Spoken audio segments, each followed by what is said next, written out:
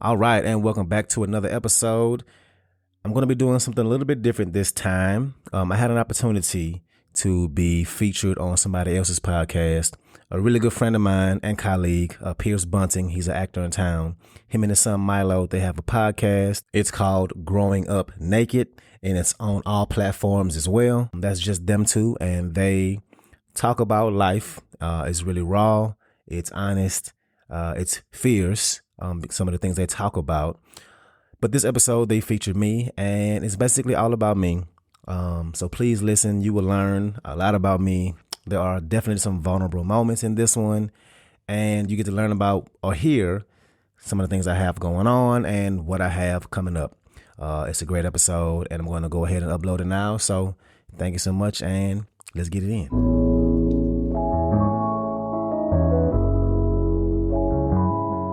Yeah. You see, people will forget what you said. People will forget what you did. People will never forget how you made them feel. Rest in peace, Maya Angelou. She always kept it real. See, I want to make you feel it deep down in your soul like a home-cooked meal. I'm talking soul food. I'm talking high quality like Whole Foods. I'm talking you don't need no mood ring for you to see I changed my whole mood because I had to. It's some things God let me go through because I had to. Reflecting on my life. See, I got this soul food. I wanted fast food. I should have put a seatbelt around my arms and cash. Darius Dotch, or Dotch as his friends know him, is an actor, a hip-hop performer and poet, a life coach, exercise coach. He's also the host of his own motivational podcast called Mastering the Mindset. Darius is a good friend of ours, and he's sitting in the cozy room with us today. Enjoy. Pulling my best out. I'm glad you came. I hope you're hungry. Let me pull your chair out. I made some soul food. Yeah, some food for thought. Don't be rude, don't throw salt. My name ain't food, keep it out your mouth. I know you, see I got sauce. I'm from the boot, that's hot sauce. I stay true to myself and keep it 100. Something they can't beat. Ain't no beef, all gravy. All right, well, we're just starting a podcast. Are we recording? Yeah, we're recording.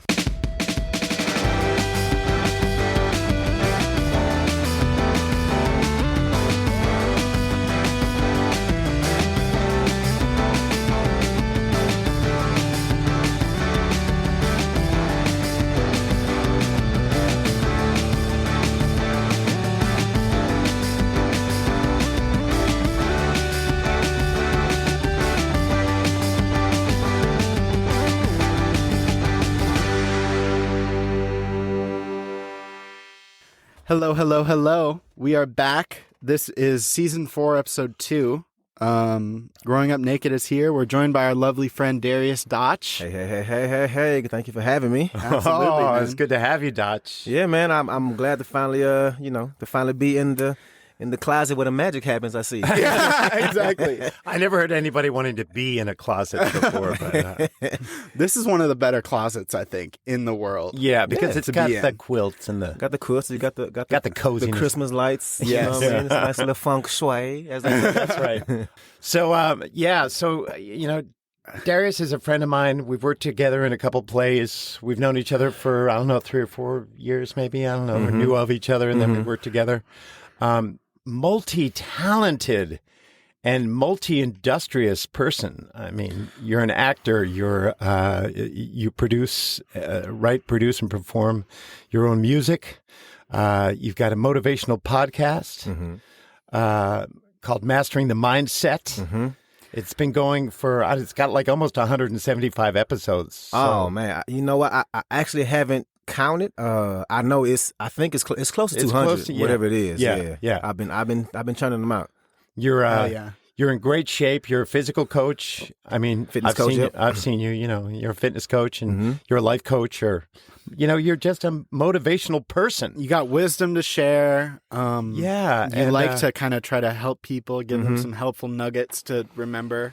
Yeah, and like I always say, and I've said this plenty of times on my podcast, during the pandemic, I think for a lot of folks that like really changed something inside of them, right? But it really sparked something inside of me. And we all went through our own mental, whatever mental baggage we had, mental things we had to work through. It all came to the surface. It all came to the surface, and it really because we do theater, obviously theaters were closed. And so out of work, I'm at home, and all these emotions and, all these things are coming up for me mentally. And, I was in a low moment. And then somehow I stumbled across working on your mindset and self-development, personal development. And I fell in love with it. I started doing it, You fell in love with it for yourself? for myself. Right. I started implementing certain things in my So life. you're not like, I'm not just the boss, I'm the first customer. Yeah, yes, and on my podcast. So I'm gonna get to that comment next. But I fell in love with it, and then I noticed how it worked for me, and I decided, you know what, let me share this with the world. Yep. Right. But yes, on my podcast, I say several times, this podcast is not a podcast where I'm the person that knows it all. I'm not this millionaire, this person who has it all figured out, and I've made millions, and this is how I do it. This is how I did it, so do it like I did, like I do, right? Right. My whole thing is, hey, I'm growing with you. I'm on this journey with you. We all have our stuff that we need to work through. Let's grow together. You know what I mean? Yeah. And so.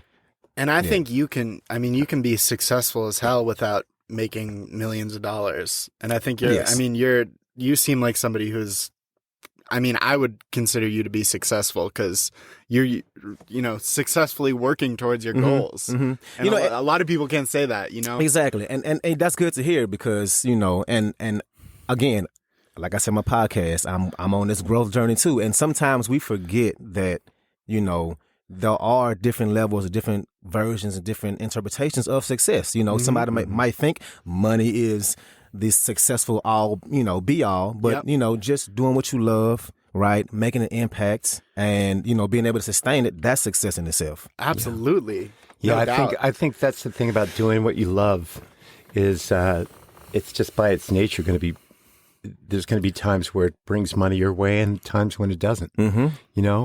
But it fills something else It's fulfilling, in you. spiritually fulfilling. Right? I remember when I don't know if it was during this last play, we just did a play called Diesel Hard together at the History Theater, and I don't know if it was then, maybe, because I guess that's when I started really listening to your podcast. But you said, a lot of people have podcasts where they don't know what they're talking about. You said, I've done the research. Mm-hmm. You know what I mean? And it comes across that way. It's like you're not a doctor or something like that. But what I love about it is the language that you use. And I know Milo and I are both interested in how that all works. Mm-hmm. But is just, it's like plain spoken, normal person language. You know what I mean? And it's funny because you say stuff like, I mentioned to you in your latest episode, you're like, well, if you're thinking about thinking, and then you're thinking about thinking, and it's just like, you're just talking like a guy who is translating, or just not even translating. You're just, you speak as I hear, I think the whole motivational, thing in podcasting can be pretty easily lost on me when I'm listening to someone that's kind of just full of themselves. Yes. And they're just kind of like talking down to you and being like, this is what you have to do, X, Y, and Z to get to where I am, and simplifying it. And there's no Get to where I nuance am, or anything. like you said. Yeah. Yep. And it's also a sense of like kind of shaming you into taking action. You know what I mean? To making you feel bad. Like Yes. like nobody has ever been in a slump. Nobody has ever had to get over their own mental stuff. It's like, Right. who are you that's so perfect that you got it all figured out? You know what I mean? And that leads me to what I love so much about your podcast is that you're very forthcoming with your own shortcomings. Like you'll say like, yeah, this is something I've really struggled with, and this is what helped me to kind of get a little better at it. And I'm still struggling with it, but here's some steps that you might be able to take to help yourself. And I think that's what it's all about, man. If you're trying to do like self-help or motivational content, you got to be on the same level with your listeners. Yeah. It can't be like a preaching thing. Mm-hmm. And also too, with the whole notion and understanding that with working on this kind of stuff, it takes time. Mm-hmm. Like, I think one of the biggest reasons why I can't get down with the folks who are not like me, the motivators who would do it the other way is they preach it as if you're going to start doing it and then you're going to be successful right away. Yep. Like, no, this is going to take years. This is going to take time. Lose your belly fat in 30 days. Exactly, right? Right. Yes, That's is just a grift at the end of the day. Like, Yeah, man, and that is where America is. Unfortunately, we think success and transformation it happens, right? We're so used to all this instant gratification. Yes. When in reality, no, things take time. And Right. some people even think the people that are geared towards those kind of things think that success is measured by if they're successful at doing what somebody tells them to do. Mm-hmm. And look, this guy told me to do this, and I did it. Mm-hmm. Okay? So don't you feel like a loser because you haven't actually done it, but Exactly. I did it. And it does work if you really do it. Yep. You know, right? Yep. And that's also one of the things I talk about on my podcast is like, your path is your path. Not everybody's path. Well, no one's path is going to be the same, right? How absolutely someone else does it, yours is going to look different. Even if you do the exact same things that they did, it's going to look different. Absolutely. It literally is going to. It has to, because y'all are not the same. That's right.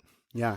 I was going to say, when you were talking about what encouraged you to start doing that and how people were feeling lost during the pandemic, that's exactly the reason we started doing this. Mm-hmm. It wasn't just, I mean, you make the decision to do it, you get some equipment, and then you start doing it. You go, oh, we need better equipment, or something like that. But we need really, more comfortable chairs to sit in. we went to Office Max and got these chairs that are ridiculously big for this little space, right? But we're like, hey, we're driving this car, man. Could barely fit him through the door. Yeah, I know.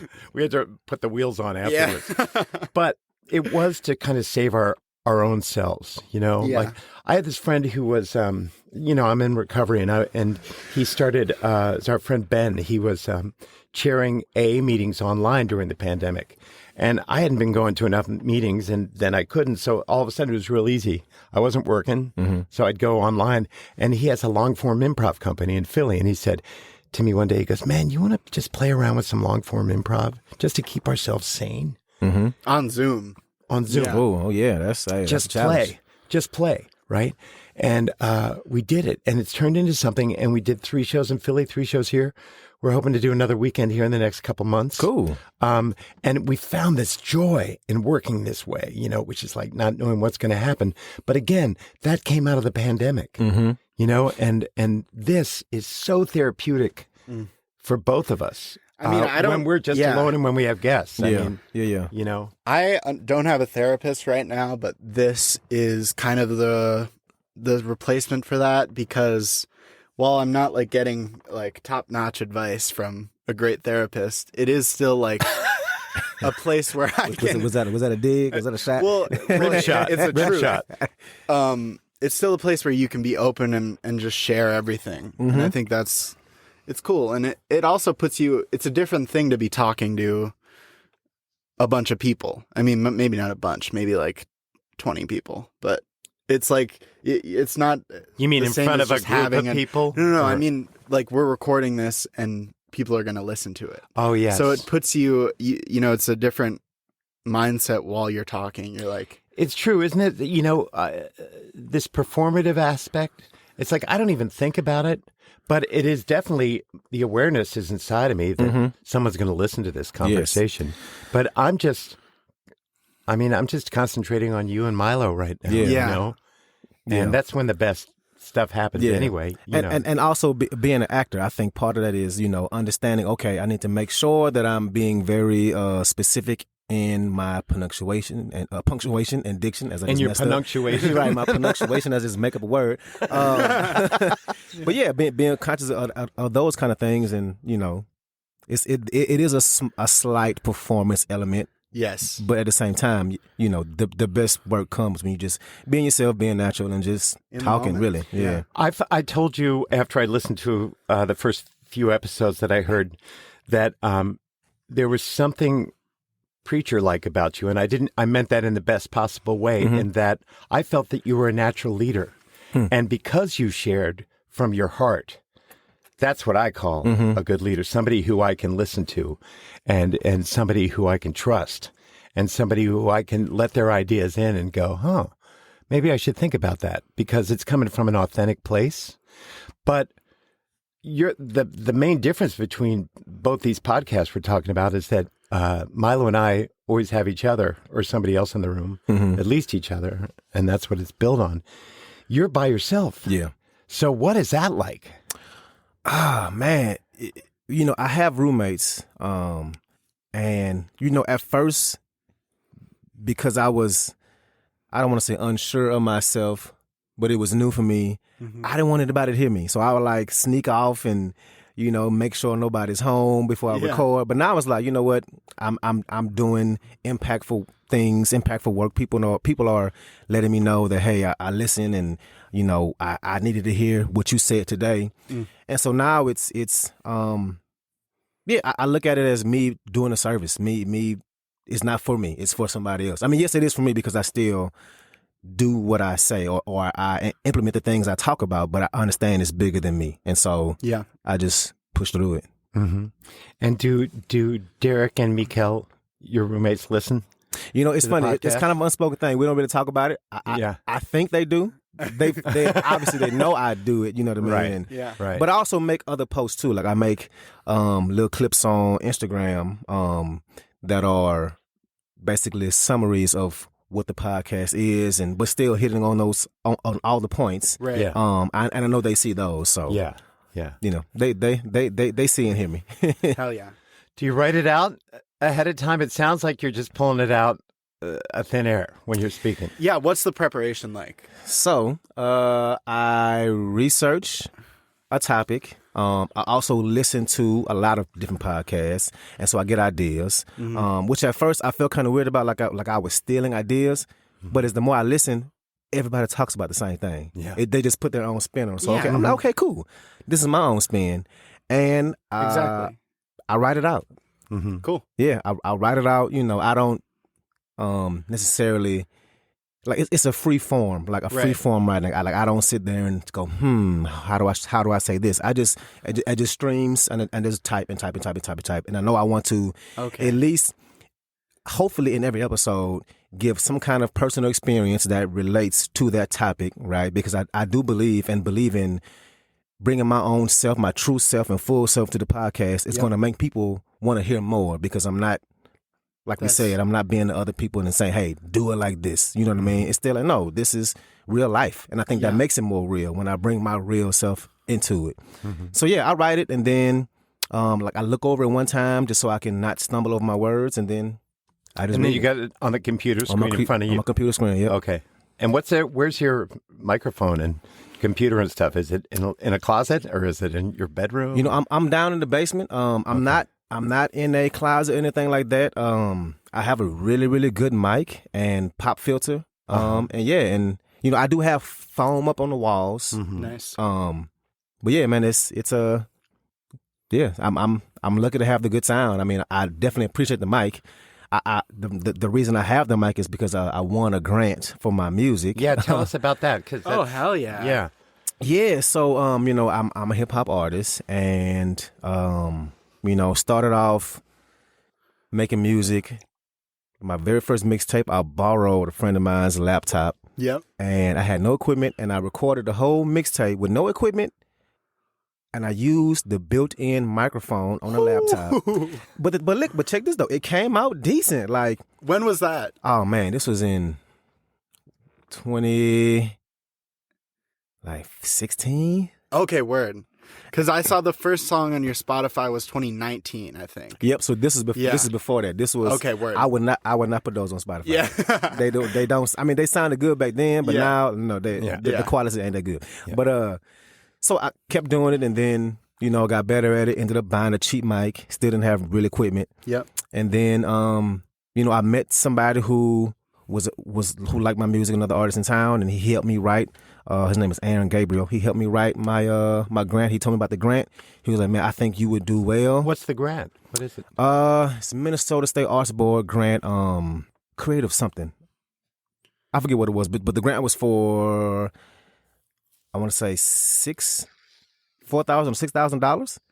And so I'm like, and to help like developing artists or to help you as an artist. Yes. Develop further. Yep. Yeah. And so I wrote in the grant that I would buy a studio, and they have you itemize what you'll be spending what amount of money on, and Yeah, I got a mic, some speakers, I got a interface, I got a desk, I got the pop filter, all the cords, and Yeah. Did you get a nice office chair like ours? I didn't get a chair. I already had an office chair, so Okay. There you go. Right. Well, that's awesome, man. That's fucking. yeah. So Yeah, that, that so that's happened why when we were doing Parks at History Yeah, Theater, right? yeah. Or right after that. Like you Uh-huh. had said, you just got in the just grant. got the grant. Yep, and that's why my sound is good because I spent money on a nice mic. Yeah, and you That's how produce it it well. goes. I mean, I guess your experience producing your music helps producing your podcast too. Yeah, I do use some of those same because a lot of it is similar. I mean, it's actually easier to do a podcast to produce it than music because Yeah. music. Oh my god! Oh my god! It's out so,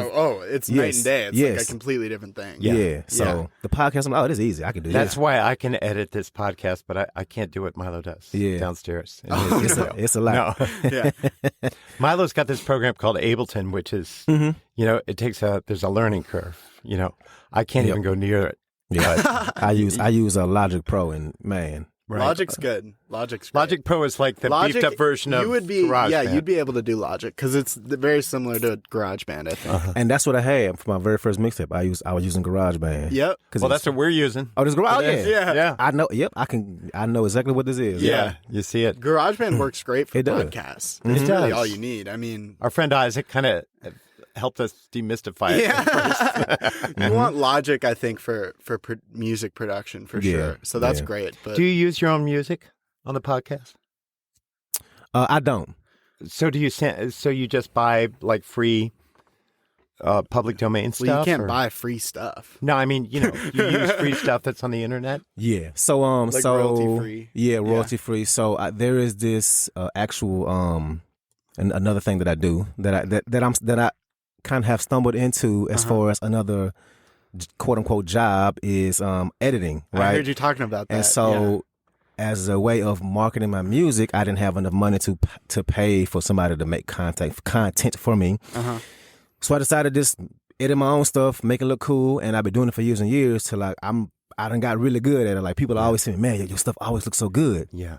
But yeah. Yeah, the I pictures, use everything. and videos. Yeah, so I use there were some free sounds in this editing app that I use for the podcast. Oh, Nice. Yeah, so I just looked up some how sounds. come you don't use your own music?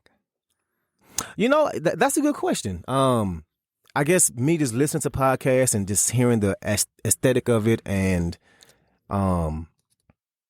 yeah, that's a good question. I mean, you could write music for the podcast. I could write right? music That's for the like a groove podcast. behind. Well, what because you're all your doing. beats for your music are produced by you, correct? nah, I buy 'em. Okay, you buy 'em. I Okay. buy them. Thank God. That's another thing that I cannot do. Is learn how to make beats. Oh my God, that is a whole different beast. Yeah. Yeah, that's what I'd be Boy, doing. and that's yeah, I am mystified by that whole. That's a whole different beast. takes a long That- time to yeah. figure it out. Yeah. And you got to spend money on plugins. and Yep. Just really, it's such a grind. But You were cool. talking about, to me, Milo, about the difference between producing and mixing and how you learned how important mixing is. Well, I just kind of thought they were the same thing for a while. But then you learn that production is like mixing. You take the stems of the song that you produced and then EQ them and mix them in a way that makes sense. And it isn't like oh yeah, I produced this song. It sounds okay. I'm just going to take the master and just ship it off to get mastered.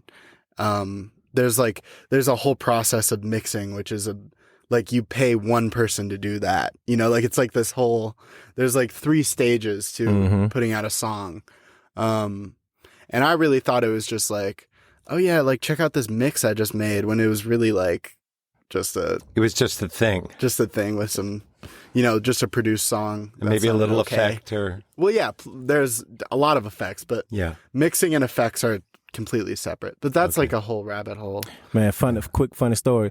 So I didn't know that there was a difference. I just Yeah. thought like you go to the studio, they record Yeah. you, and then in the process of them recording you and putting it all together, it's ready. And then you ship it out. Yeah. So I went to the studio because I was like, you know what, I'm busy. I just want to get this song out and get it recorded. And he produced it Uh-huh. and mixed it, and he sent it to me, and I was like, yep, love it. And then I put it on Spotify. He was like, so you ready to get it mastered? I'm like, actually, it's already out into the world, and I love it. It sounds great to me. had no idea. Hell yeah, that's I'm how like, it is cool. when you start out, because you're like, whatever, it sounds great. Yeah, Well, for sure. I'm really interested in where all this stuff you're doing comes from. So I want to know where you come from, because you weren't born here, right? Yeah, I was born and raised in Baton Rouge, Louisiana. Okay. Mm-hmm. And I moved up here at 15. And How come? It wasn't a cool story. My parents split up. I'm the youngest. I'm the baby. Like my two older brothers, one is 9, the other one is 13 years older than me. And so they were both grown and gone. And my mama, she wanted to start over, so she moved up here. She had a sister and brother up here, my aunt and uncle. Okay. And had cousins. And so I moved here, and I knew I wanted to be an actor, But, as a kid, you say stuff like, I want to be a fireman, or I want to be a doctor or a nurse. And so in my mind, I'm thinking, I want to be an actor, right? I'm thinking of movies and, being a superstar celebrity. Then I got to Minnesota, and then I realized, oh, there's a theater community here. Like, I met some actors in town. What year was that? 2001. Okay. Wow. And I was like, you know what? I can be an actor. Yeah. Like, my aunt, she took me to see some shows, and I'm like, yeah. And then I got in theater in high school and So you fell in love with it. Did you do theater back in Louisiana? It didn't exist in my school. So tell me about Baton Rouge. Baton. Oh, man. I You say don't it have like to say a it with a Frenchman. French accent. All right. Yeah, we don't. Baton You Rouge. say Baton Rouge. We say Baton Rouge, yeah. All right. But, Baton Rouge. Man, it was a big culture shock, like seeing so many different, a diverse group of people. Like in my old school in Louisiana, there were 2 white people in the whole school. I moved to Minnesota, two white people, and maybe like 1 Hispanic person, Yeah. maybe 1 Asian person. But then moving here, it was like 40% Hmong, 30% white, 15% black. You know what I mean? Yeah. I'm like, what's going on at this school? Yeah. And it's cold as shit. And it's cold. yeah. Oh, man. Yeah, Funny. you're coming from the South. Man, yeah. funny story. I was in home. I'll never forget this day. It was homeroom, and it was snowing, and like everybody's facing the front of the class, and I'm looking out the window, just watching the snow, because it looks so cool to me. Just watching the snow. It's like, what you crazy. doing? Yeah. No, for sure. Where is Baton Rouge in relation to New Orleans? It is southeast from New Orleans. Southeast. Mm-hmm. So, I mean, is there like a flavor to that town that's different from New Orleans? As far as food. No, I mean just in life in general. Like, what's the music like? What's New Orleans, they have, especially in hip hop, like they have what's called bounce music. Yeah. But yeah, I mean, for the most part, it's kind of the same. One thing I would say that people from Baton Rouge know, even though they're like an hour and 15 minutes away, right? People love to say they can drive and make it in 45 minutes. You can't. But it's like people literally like claim they can make that drive in 45 minutes. No, you can't. But as soon as somebody from New Orleans open their mouth, even though it's an hour away, you can tell the difference right away. That accent. The accent is so distinct. Like, I love the way people from New Orleans sound. I can listen to them talk all day. Like, their accent is so You know, so when I had to enchanting. play that character in Diesel Heart, I was listening to this woman who was teaching you how to do the yat accent. That's what they call it, like way yat. Mm-hmm. You know, and it's a certain part of New Orleans. Mm-hmm. It's not everybody, but yeah, it's not what I thought was the normal. No, it sounded more like Brooklyn to me or something. It can, you know? yeah, it can. I mean, I've seen like man on the street interviews on Bourbon Street in New Orleans, and it's just this constant stream of like the most unique characters ever. And I've never been there, but it just seems like a really interesting place. I think you'd love it. And there's a comedian from Baton Rouge, and that's like the only person I know of that was from Baton Rouge that I've ever heard of. Okay. This guy named Theo Vaughn. Oh yeah, He's got the southern accent. He's got like a mullet. He's kind of yeah. but I guess there are a lot of people like that in Baton Rouge. Mullets. Not so much. Not so much. Okay. Man, Baton Rouge, man, it's at least from the last time I was living there, growing up as a kid, man, it was very self-segregated. Like, yep. people, I didn't see You didn't mix. white people growing up. Like, I saw them like at working at stores. Mm-hmm. Right. I had white teachers, depending on what school I was in, but like I didn't live around white people. It was all pretty much black people, you know. Yeah. And so Cajuns and stuff, is that a different part of Louisiana? Is that like Lafayette? And... You know, man, Cajun it's kind of a lifestyle, and it can be a location thing too. Okay. Right. The further south you go, well, I guess both south and north. It kind of depends on where you at. Yeah. Right. Yeah. It's more of a lifestyle than anything. Okay.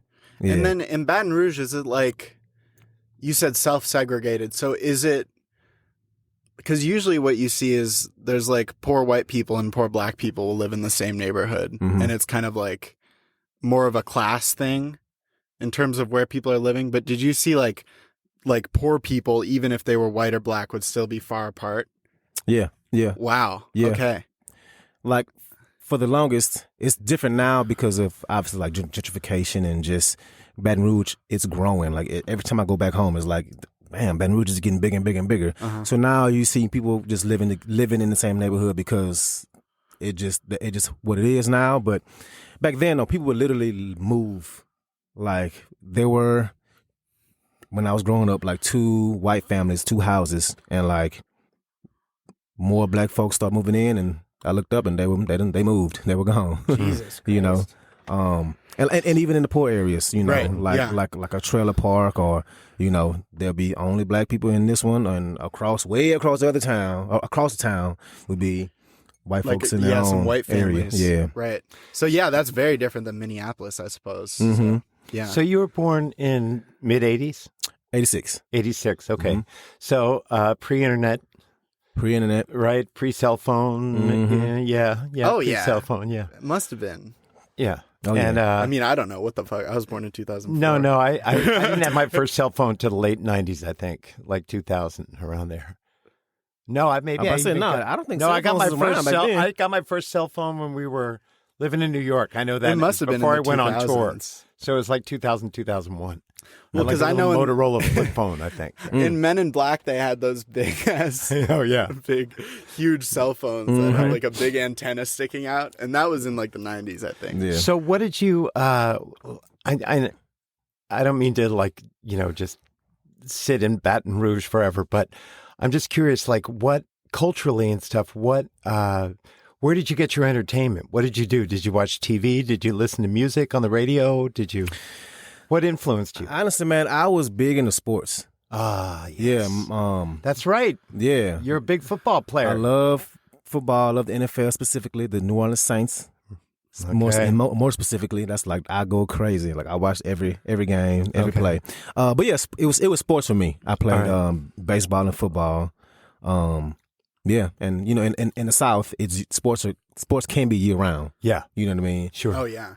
So yeah, and also too, man. You know, I grew up in a different generation. Like, Right. because there was no entertainment, we were outside. I mean, Yeah. Yeah. we were outside, man, riding bikes.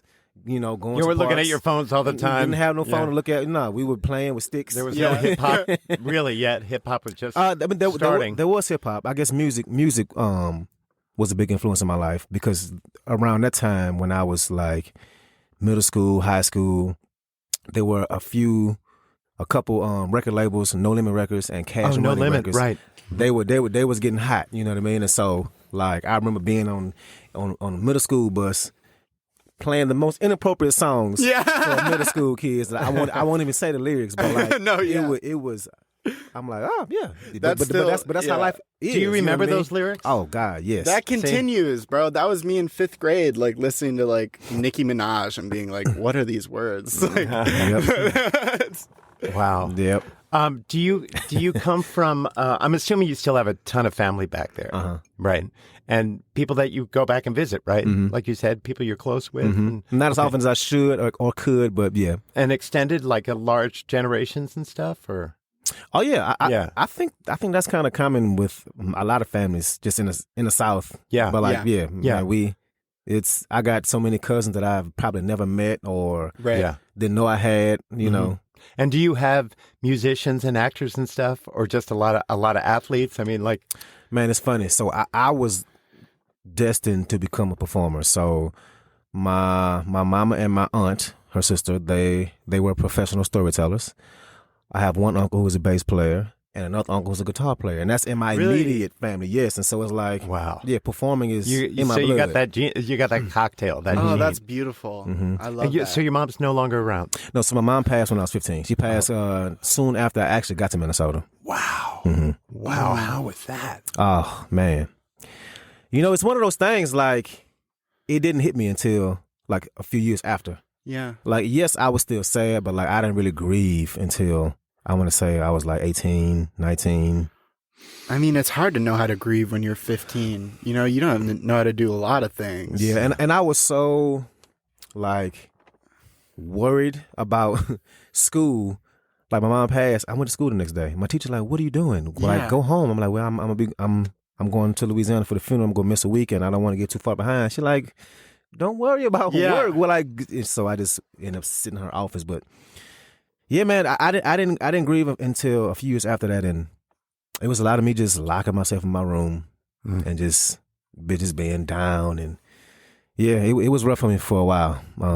Did you express yourself yet through like artistically at all, or were you just being an athlete? And I was just in I don't mean just, but sports, you're and putting it all and through. I was in theater then, but Yeah. but I wasn't doing plays that was an outlet to express that. Yeah, I right, was doing of course. the cheesy, yeah, corny musicals. Yeah. Yeah, right. Like I think the first show I was in was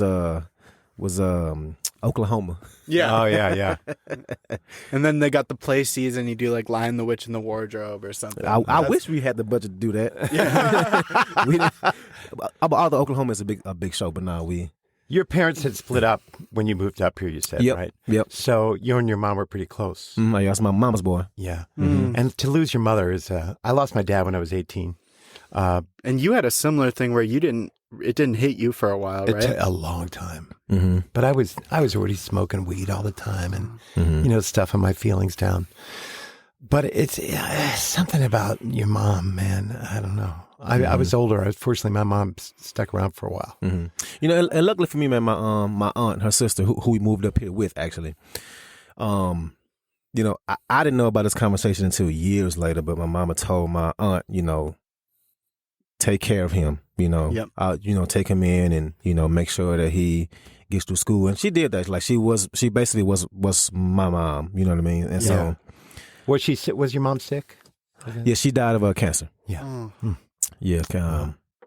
She first had it back in the 90s. She had breast cancer, survived that, and then ended up getting bone cancer in her skull, which spread to her brain, and that's ultimately what she passed away from. I'm sorry, man. No, man, listen, I'm well over it. You know what I'm saying? Yeah. Like You've learned. I've learned. It's I've part of you. healed. It's part of me. Yeah. You know what I mean? Mhm. We might cut this part out, but it hits home for us. My girlfriend's mom passed away yesterday Oh man, sorry from to hear breast that. cancer. Oh, sorry to hear that. So we've been thinking about that a lot. Just the death. It went away and then came back. Yeah. At Yep. Stage 4, So, yeah, and she's 18 now. She's 18. 18. Yeah. 2 little brothers to take care of now. So. Yeah. Oof. Yeah. And And her it's parents were finals week divorced. right now too. She's Yeah. in college. Like it's fucked up. Yeah, that's a lot. So we've yeah. been talking about the weight of this. So it's really interesting to hear that.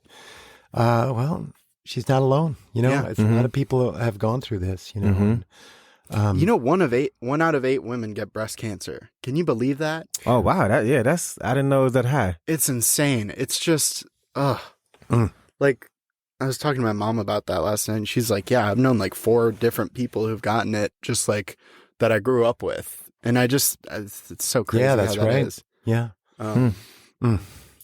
So, all right. So you've arrived in Minnesota. Where'd you go to high school? Harding, Harding. Okay, which is in St. Paul. St. Paul. Yep. Okay. Word. And you're playing sports there too, and doing theater. Yep. Okay. So you graduate and you go to Mankato State, is that right? Or St. Cloud State. St. Cloud State, I'm sorry. And you played football there. I played football. And what'd you study? I was a theater major. Nice. Okay. dude. The only one. Yeah, the only football playing theater major. Yeah, Or the only theater major period. No, the only football playing theater. Yeah. Only football playing theater. Only black person in that theater department. I believe Wow. it. Yeah. Were there a lot of black people at St. Cloud?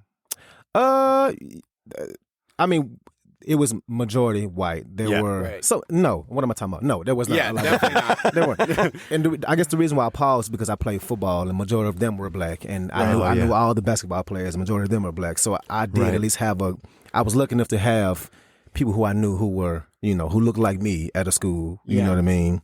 And St. Cloud was crazy. Oh my God! How so? Man, I experienced some racist stuff in St. Cloud.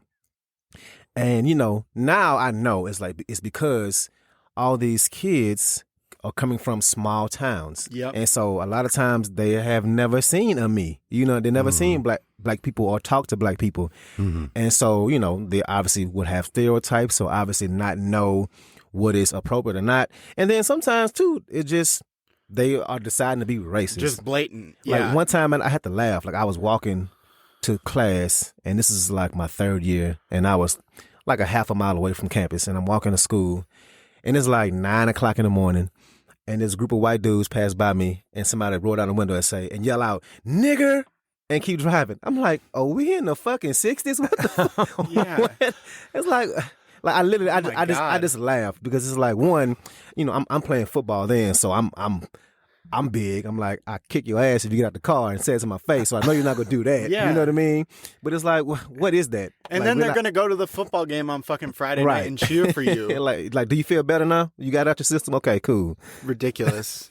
Oh my Jesus God! Christ. Did you remember having to deal with that in Baton Rouge, in Louisiana? Well, it was so segregated. It was so segregated, yeah. But still, I mean, did you have? Is it what's it like? I mean, we think of the South as a really, hard place to be black. Man, the And race, a great place in other communities, right? Yes, I mean In the it's South, still. I wouldn't trade anything in the world for the way I came up in my upbringing and where I'm from. I love Louisiana. I think the racism there is different. Like it's more in your face. Like you will know if you walk into a store and there's a white person that don't like you, you'll know. Yep. They won't look at you. They'll turn their nose up at you. Yeah. Right. In Minnesota, it's different. It's more Passive aggressive. Yeah, you know what I mean. Like you would think they like you, they'll pretend like they do, but then you realize later, like, oh hell, they actually didn't fucking like me at all. Yeah, No. or they might slip in some offhanded comment where you're like, "Whoa, I thought we were getting along." Mm-hmm. Yeah. Yeah, I just speak personally from my own experience. I wouldn't say you were intimidating to me, but you're a good-looking guy. You're in really good shape, and Well, thank you. and we have pictures later. And when we did Parks, I was the only white person in that cast. Mm-hmm. And that was the first time that had ever happened in my career. And I knew it was happening, and I wanted it to happen. You know, I mean, this is post George Floyd, right? Mm-hmm. That wasn't why, but there was a lot going on in town. Yeah. Had been going on, and it was an interesting time. And so I think it was, and I guess this kind of goes back to your podcast a little bit. It's about, I had to master my mindset. You know what I mean? It's like I'm like an open-hearted person, but I'm also like a huge like people pleaser, right? Mm-hmm. And if I was trying to be people pleaser with you, you weren't buying it. You know what I mean?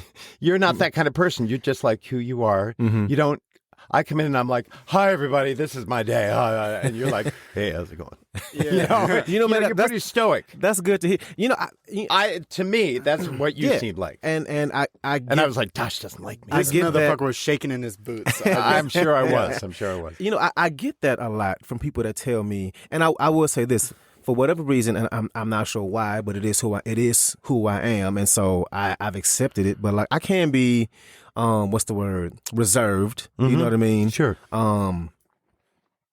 Yeah. So I think that maybe that's what you were experiencing. Well, that- it's I natural. also think you just felt really uncomfortable coming into a space like that. Absolutely. And I think I did. If I'm going to be honest, I mean, I did. I didn't have a lot of experience doing it. Like I said, I didn't want to feel uncomfortable, and I felt more comfortable later. And listen, anytime you get to know anybody, period, no matter what color they are, and when you work with them for the first time, it's very intimate, right? I mean, if you're doing a scene together and you're saying, and I'm saying horrible shit to black people in that play and in Diesel Heart too, which is a whole other thing to talk about. But Somebody's got to do it. well, I don't know. To play I guess the role. so, in that period. But what was I going to say?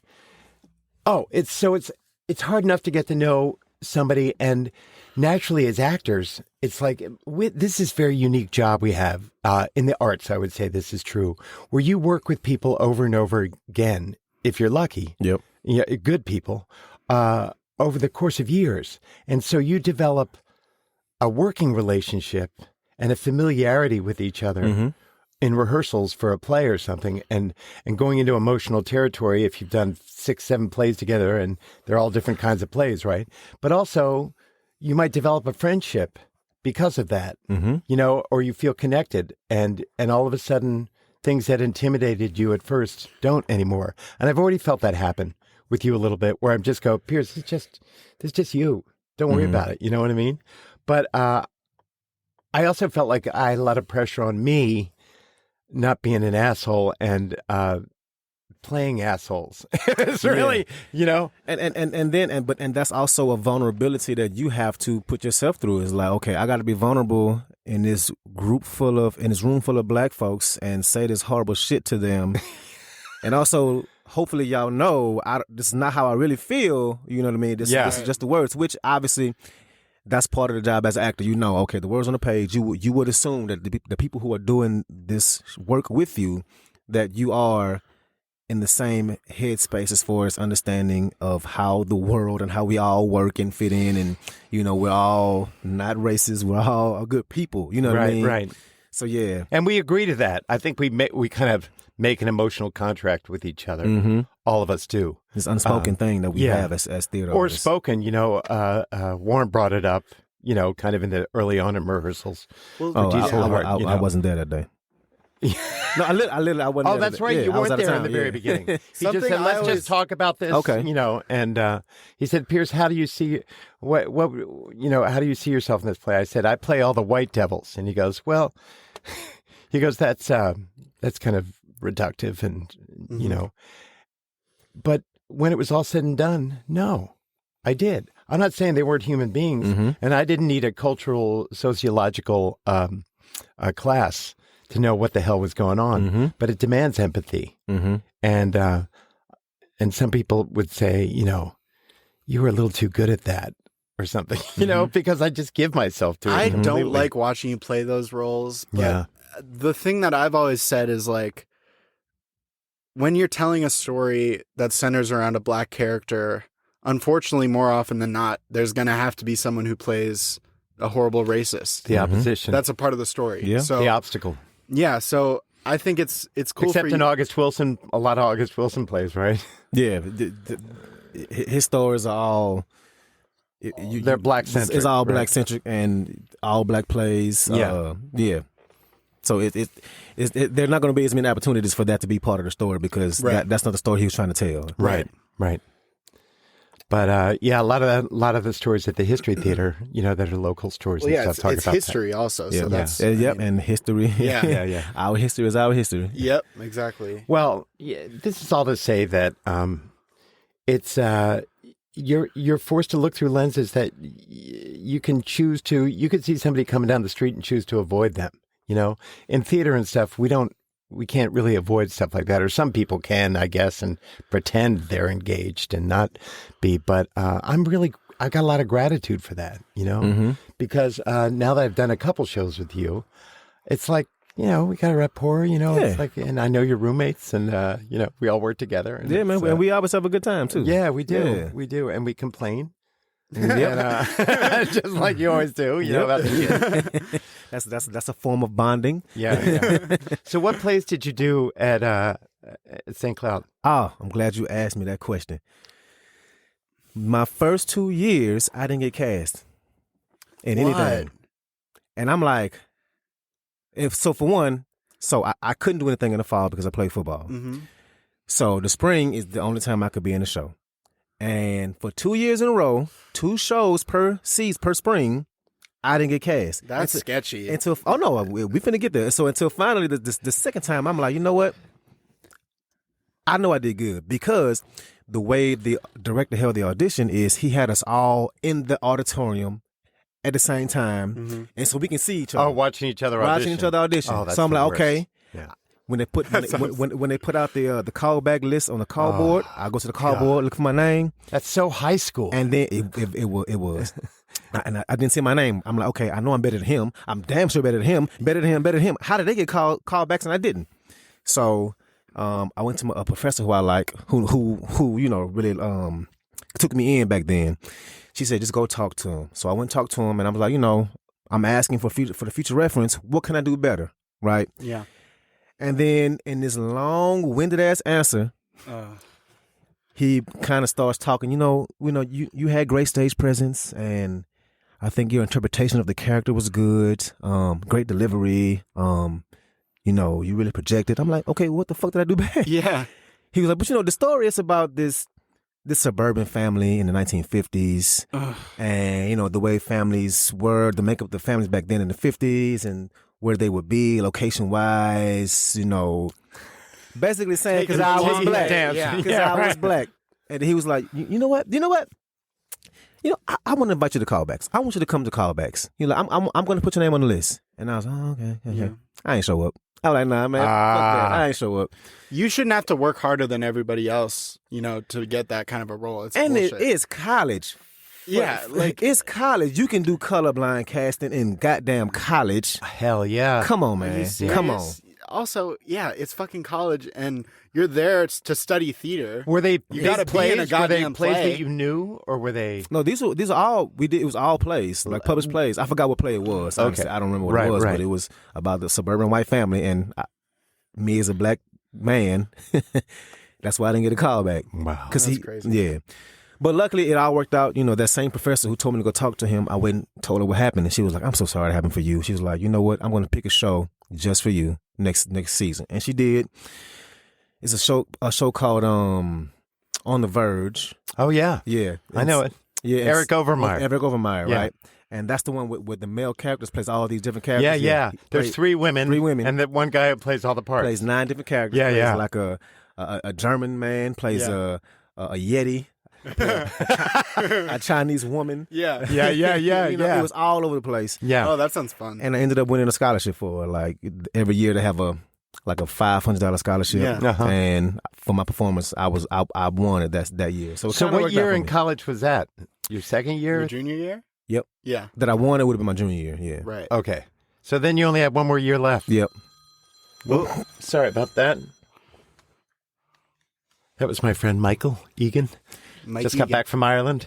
Sorry about that. Don't usually keep my phone on. Did he go to Northern Ireland? He did. He went to Belfast. He was in Derry. Unbelievable. He visited with Greta.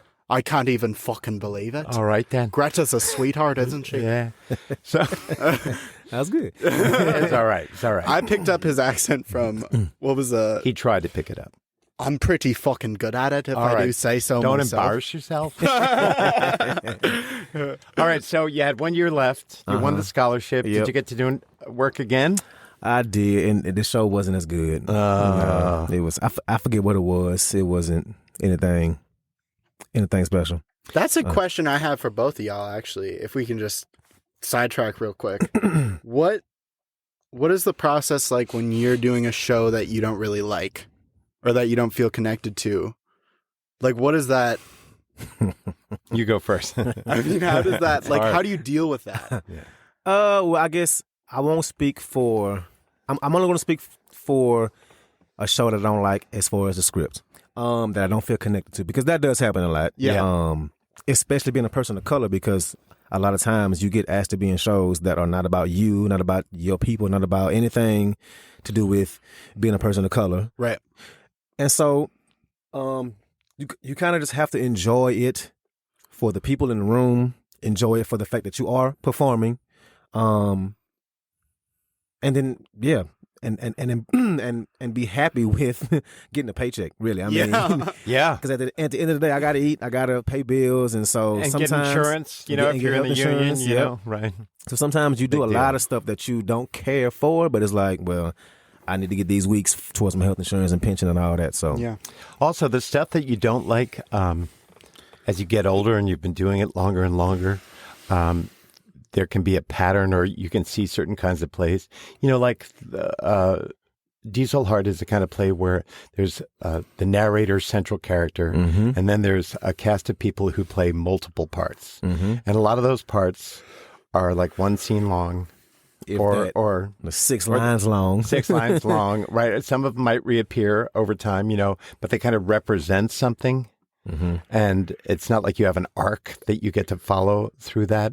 And I've done a lot of those kind of plays in my life, and I'm good at them because I can make quick choices and totally throw myself into it, but it doesn't feel really satisfying.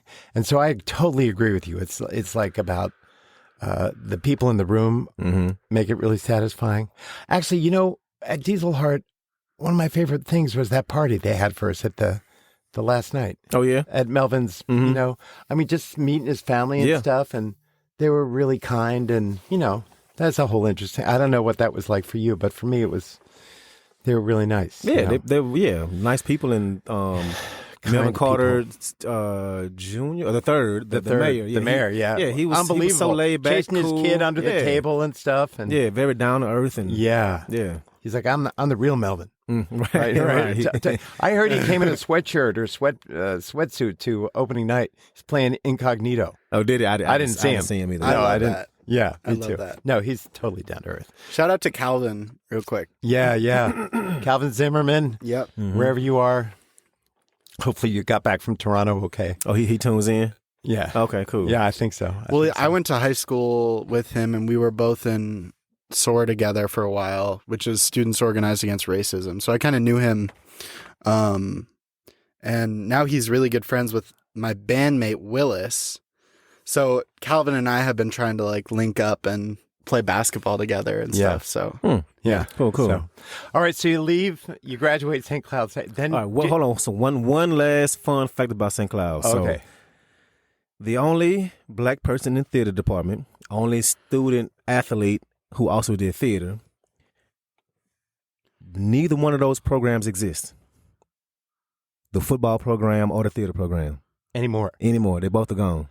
You know what? Vladimir Bravinsky? No. Yeah.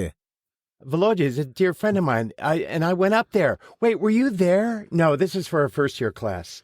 I worked with acting on film. This is years ago, but Volodya was, and he's no longer there. He went to Mankato. Mm-hmm. Yeah, that's because they have no theater That program is gone. And that football team's gone? The football team's gone. they just dropped it all. That's weird. Yeah, they cut a lot of sports. Okay. Because they couldn't afford it. You know, they're Division II, but Division I for hockey, and hockey gets all the glory. all the money and the glory. Yeah. Well, because how far away is St. Cloud? Hour and a half. Hour north? West. West. 94 okay. West. Yeah. Word. Cool.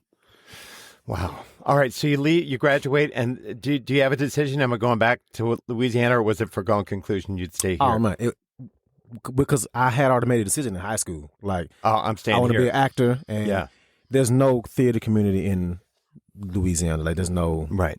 Like, for the longest, my family didn't think what I did was a real job. Yeah, mine too. Right. I remember one year my daddy called me up. He was like, he's like, hey, did you work this year? Like, yes. Yeah. Yes, I did. Because he was trying to ask if he can claim on his taxes. Because if I didn't work, he can claim it. Yeah, I'm like, yes, I worked. All right. This is a real job. Is he still around, your dad? Yeah. And you guys talk? Yeah. Oh, yeah. I was just down there this past Christmas. Oh, good. Nice. Mm-hmm. Good. So being an actor could mean that you stay here, or you could go to Chicago, New York, That's LA. True. That is true. Right? Mm-hmm. But you decided to stay here. It wasn't much of a decision because I didn't know how to make that move. Like, I came out of St. Cloud, and I immediately kind of started working in town. Mm-hmm. And in my head, I'm like, man, hey, success. Like, I got a degree in theater. I'm getting paid to act. Yeah.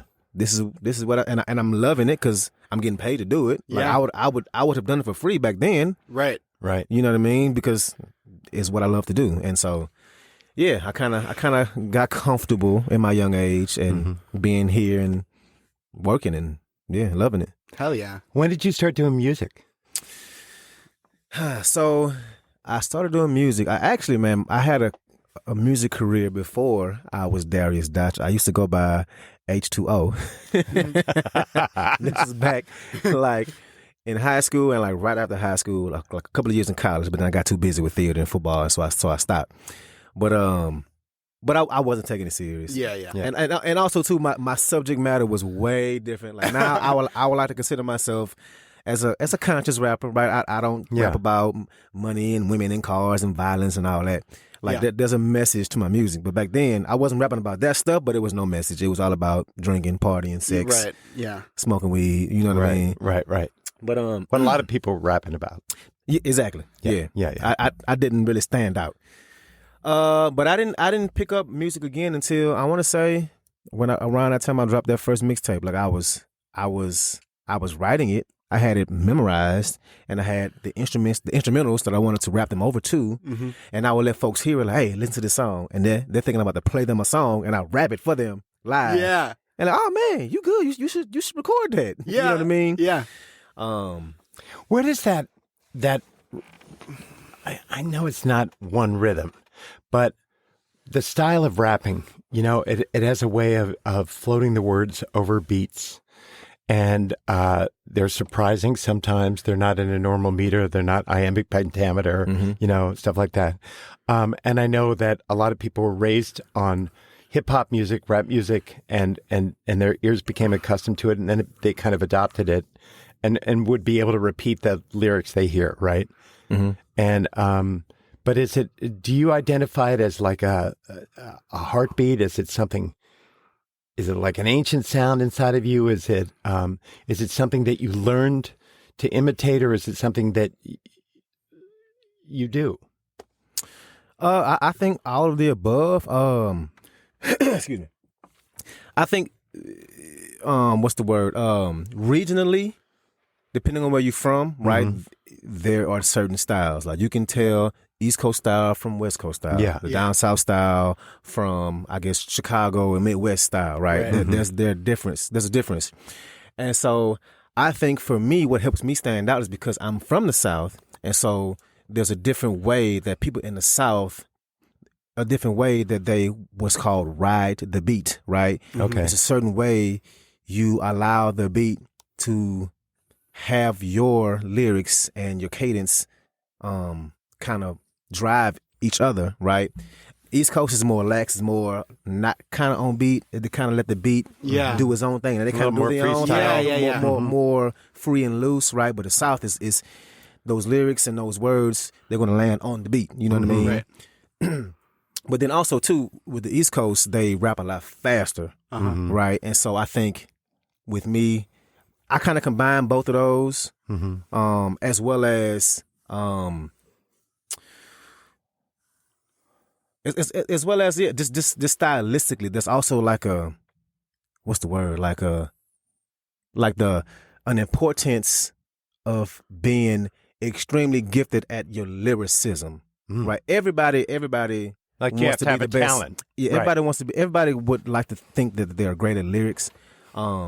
But at least when I was coming up, it was lyrics, but it's also like making a dope ass sound. Yes. Right? But the East Coast is more about what I'm saying. Right. That is the most important thing. Not necessarily, because a lot of times, like, I didn't like East Coast music growing up because I didn't like the beats. The instrumentals were so boring. Yeah. Because it wasn't about that. It's about what they're saying. You weren't thinking about the words as But much. in the South, it's both. It's very much both. Like, But when you say dope ass sound, do you mean production? No, just Or like just a good vibe. vibe. Like something that sounds something good. like you hear it and make you start nodding your head. Exactly. Yeah, You know what I mean? okay. Like a good hard head nod. Like, I like how that sound, right? Right. And the East Coast doesn't. They at least then that wasn't their style, right? But in the South, it's very much that. And so when you got that beat, that bass, that down south rhythm and feel, you don't have to do as much lyrically because like I said, you riding the beat. So you working together with the beat to make the sound. You know what I mean? And so I like to think my style kind of incorporates both. Like I'm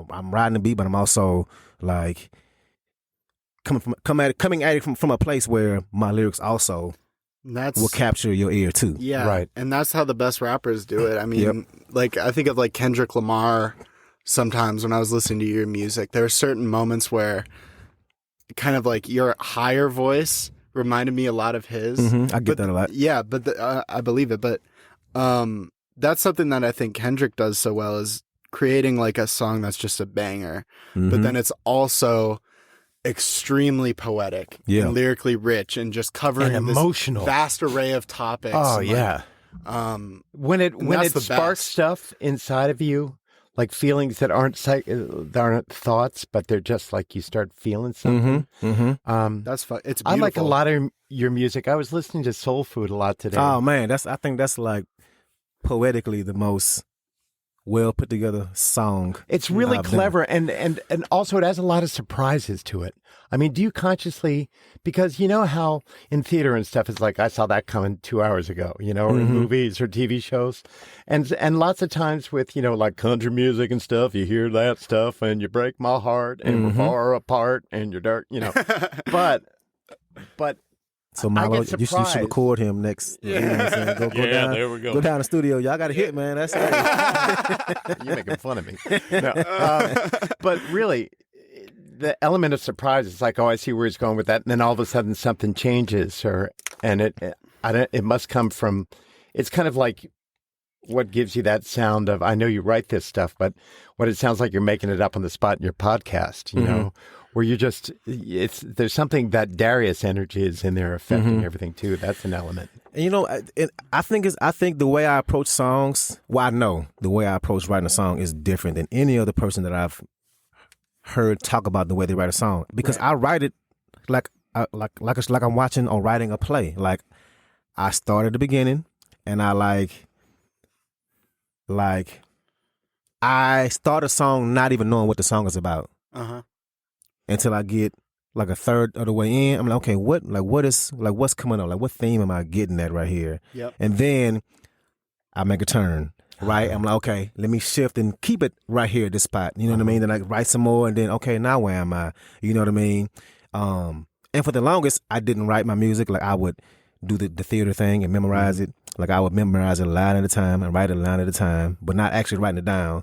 But yeah, it definitely, man. There is those turns that I take, and also too, because I created like as a play.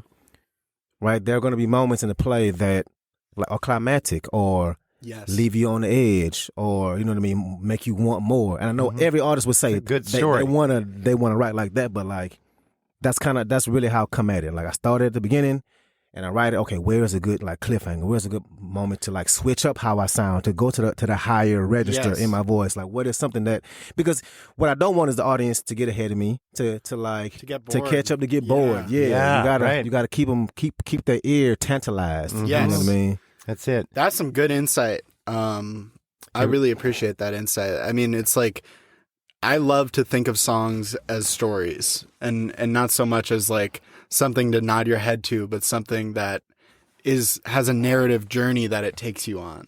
And that's something I experienced while listening to some of your stuff. Oh, so man. Milo was saying he loves the song "They Selling Crack."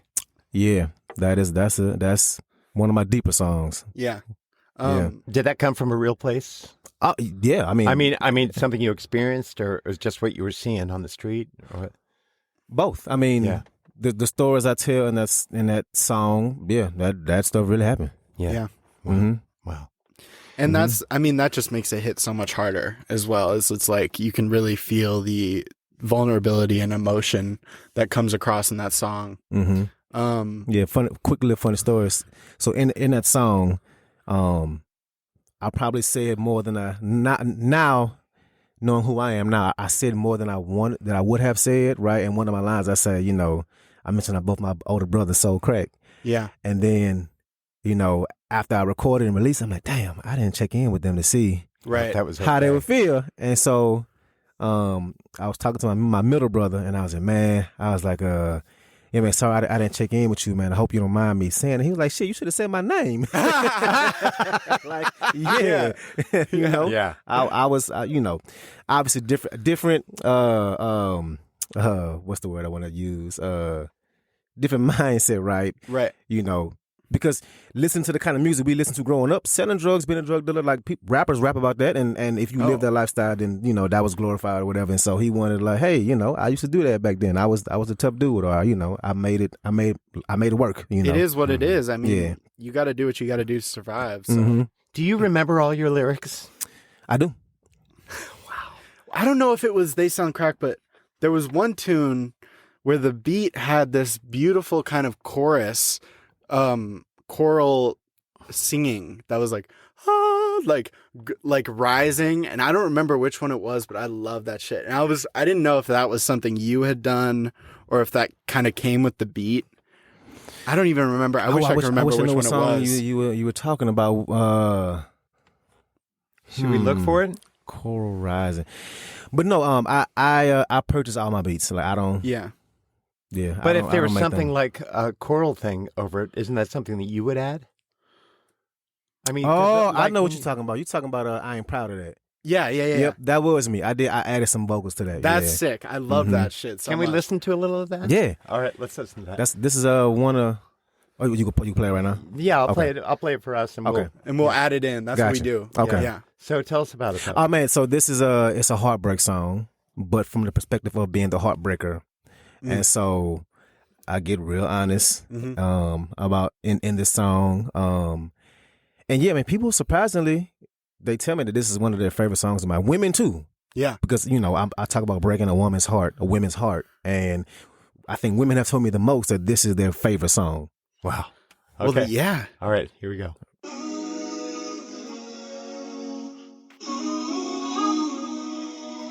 Yeah.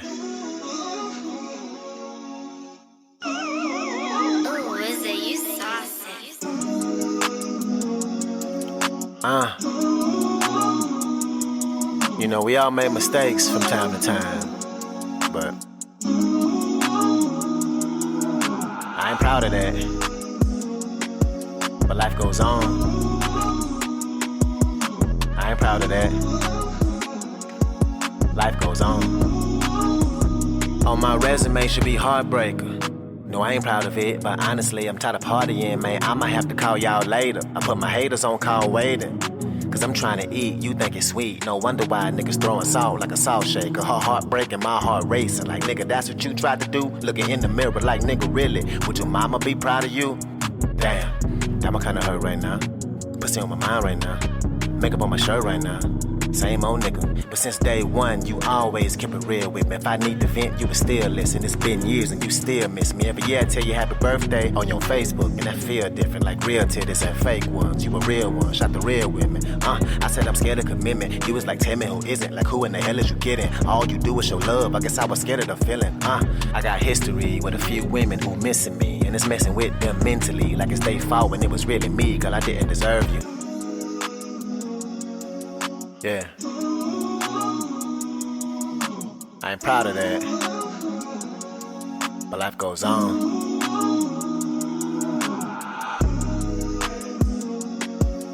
Yeah. I ain't proud of that, but life goes on. I guess we just friends now, cause that's better, right? These days we hardly speak. I've been grinding all week. And when I got time, I tell my niggas it's shot time. Cause I done finally got free. Tell them shots on me, so call back, nigga. I feel like a dog ass nigga. Damn, sometimes I feel like a dog ass nigga. Cause she was A+. I was trying to go and get brain. Trying to get these hoes a D. I fail like a dumb ass nigga. Yeah, I failed that class. Hell no, I did not pass. She wanna be the one, but I could not add. Never been good at math. Like, goddamn, I did subtract that. But I won't backtrack. I'll be embarrassed if you see my Snapchat. Hopefully that won't leak, that's hazmat. Hopefully she will get over me. Hopefully the next man she meet will express emotions openly, physically and vocally. Cause I got history with a few women who missing me. And it's messing with them mentally. Like it's their fault when it was really me. Cause I didn't deserve you. Yeah. I ain't proud of that, but life goes on.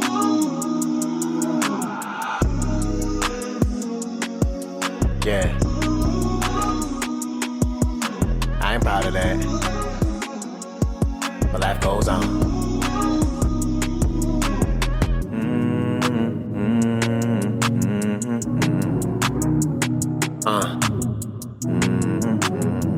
I could sit here and wish I could turn back the hands of time. But honestly, I believe that everything happens for a reason.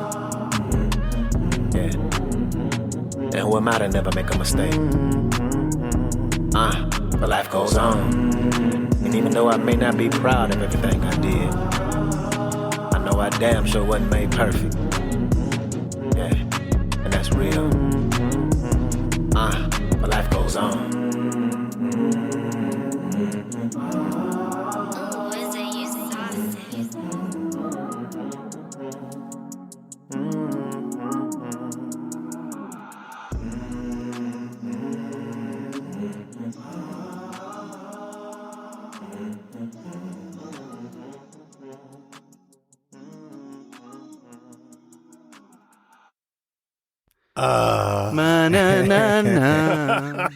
Man, I love that beat, man. It's a great beat. Man, when I first heard it, I'm like, yep, I need this one. Yeah, and it ebbs and flows in a really satisfying way.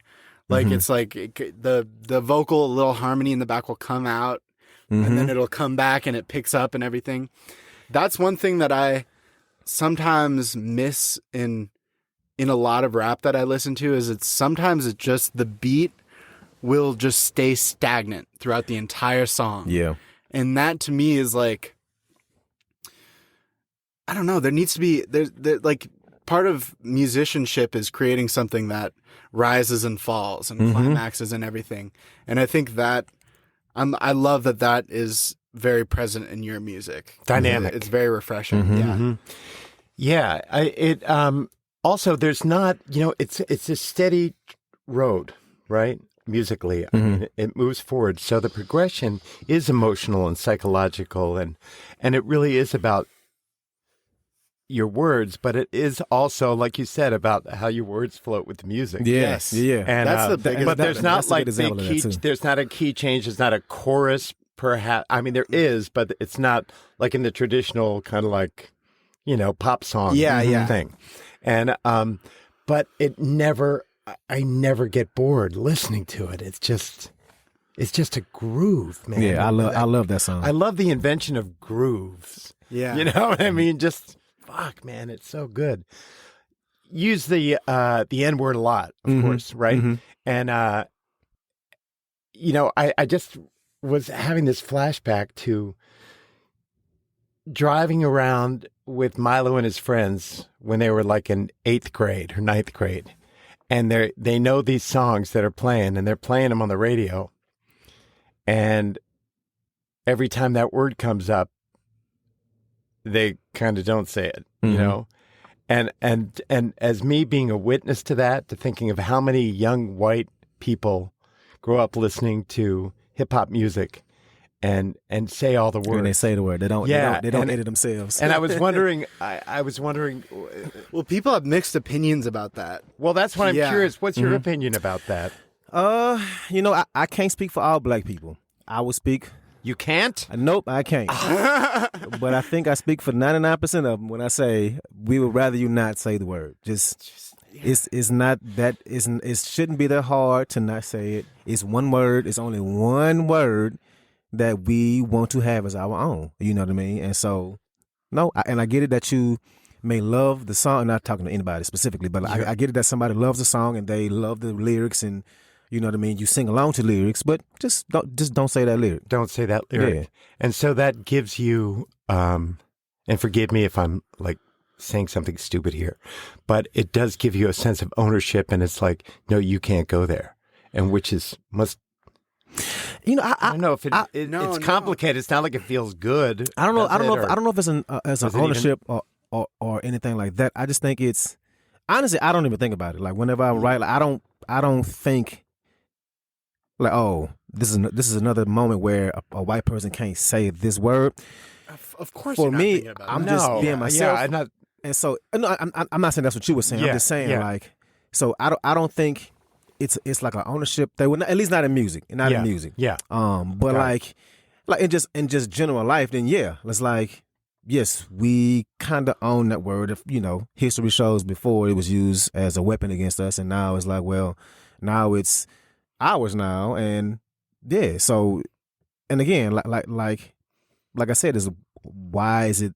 It shouldn't be that big of a deal as some people make it. Like it's just Sure. one word. Yeah. Like, But a lot of white people buy hip hop music, right? Mm-hmm. So it's just interesting. I to mean, me, I have a you know? take on this. Yeah, please, please, Milo. As an Sorry. observer of I've listened to a lot of different discourse around the use of the N-word in music and who should and shouldn't be able to say it.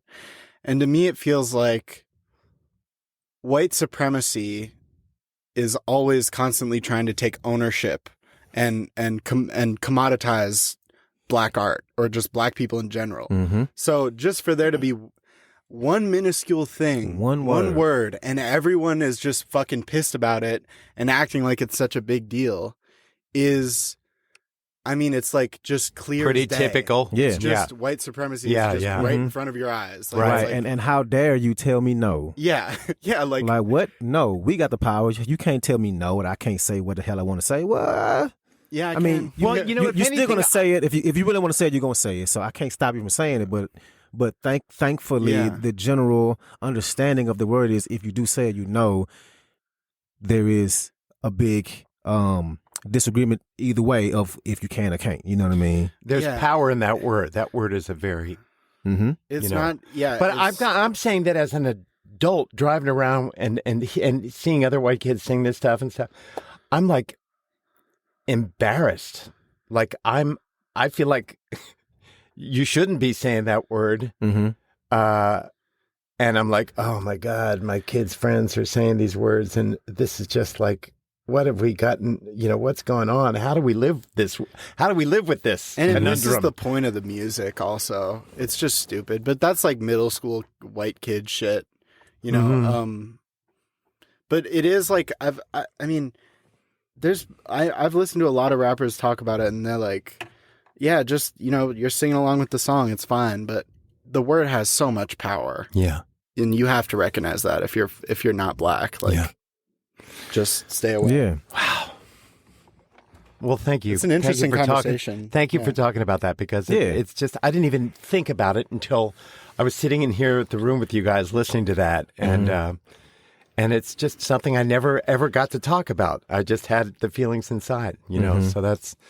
Yeah. And one last thing on it. My thing is, you know, with the history behind that word, you know, if I was a white person, I wouldn't want to say that word. It's like that would be a reminder of an ugly Right. history that Yeah. they're not trying to teach in schools, that they're trying to erase, that, you know what I mean? People are trying to have black folks just sweep our history under the rug like it didn't happen, like it was not that long ago, and that we should be recovered from it. It's like, okay, well, why do you still want to use that word then? Yeah. Exactly. Right. Exactly. If you want us to not teach that history, to forget that history, but don't use the word because that is the history. That's your bias. You know what I mean? right? That's where that word Yeah. came from. Yeah, that's right. You know? It's an immediate contradiction. Exactly. really. Yeah, Yeah. yeah, yeah, absolutely.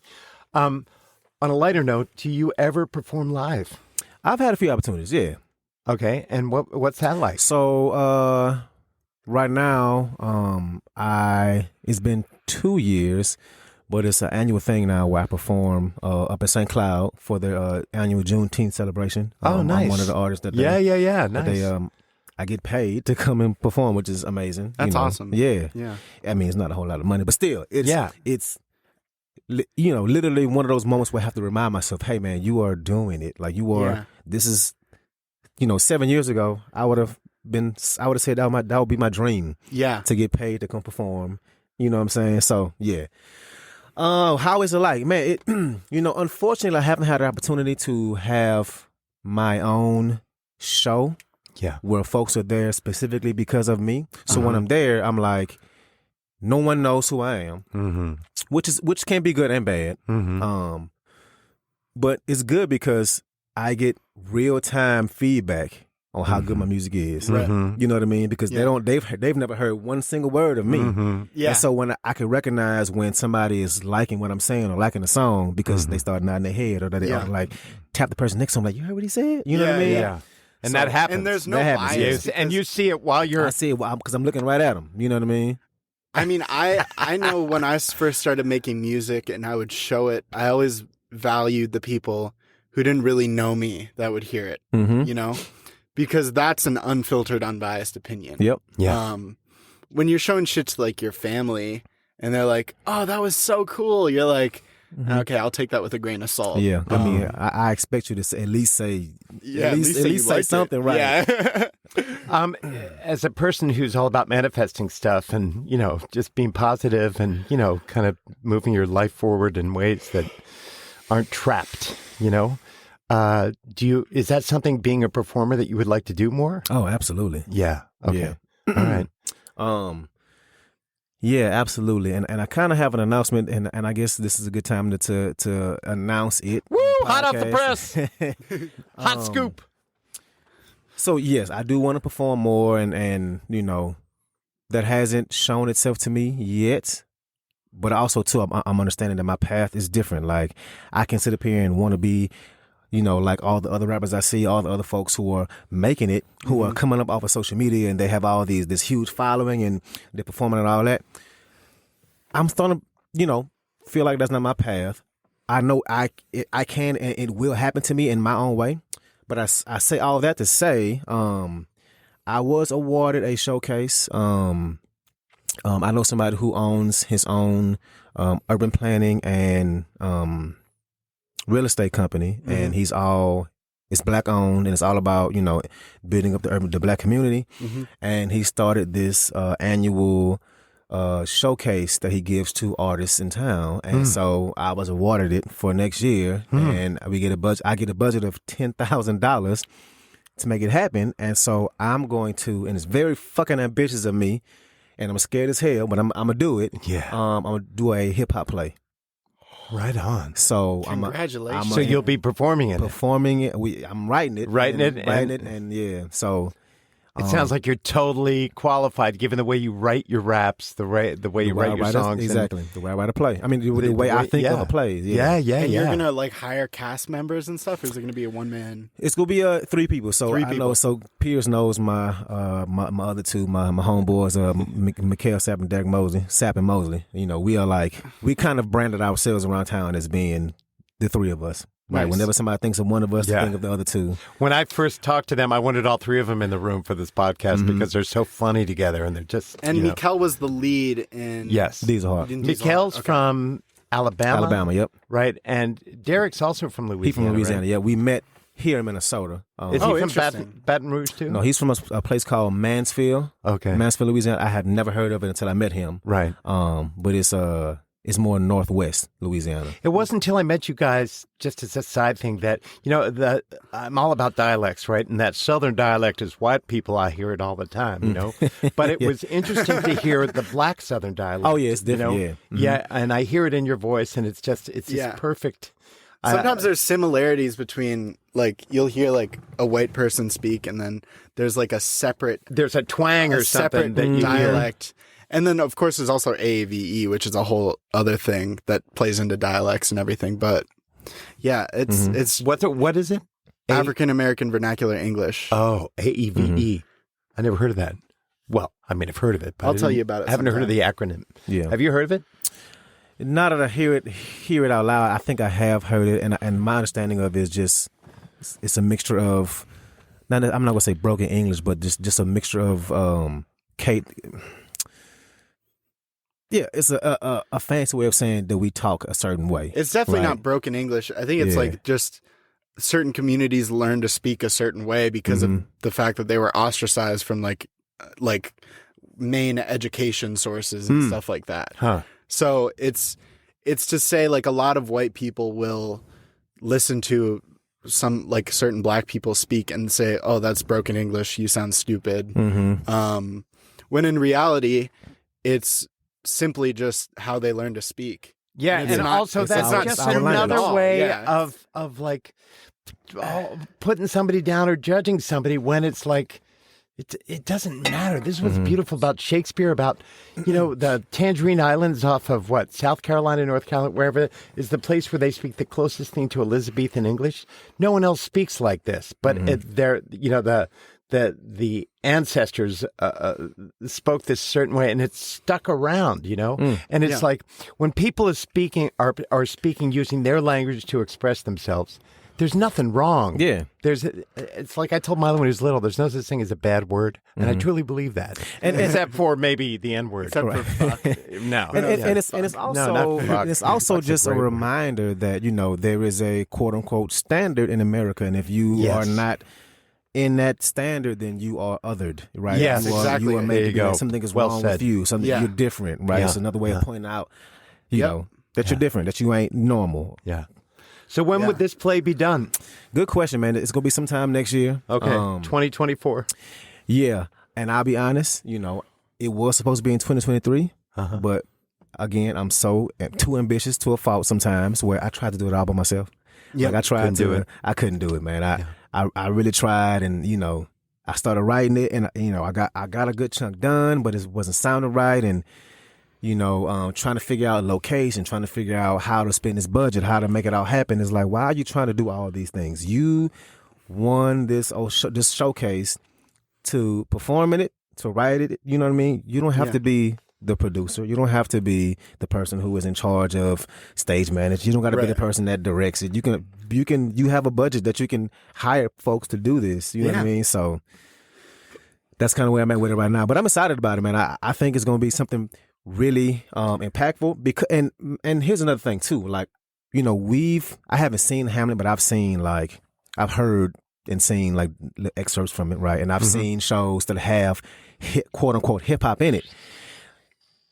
And as a hip hop artist, to me, as far as it being hip hop, Yeah. Commandeered. it's Right. it's very watered down. Yeah. Right? Like I plan on having like what we just heard, like having that that style of music Right. in a play form. You know what I mean? That would be amazing.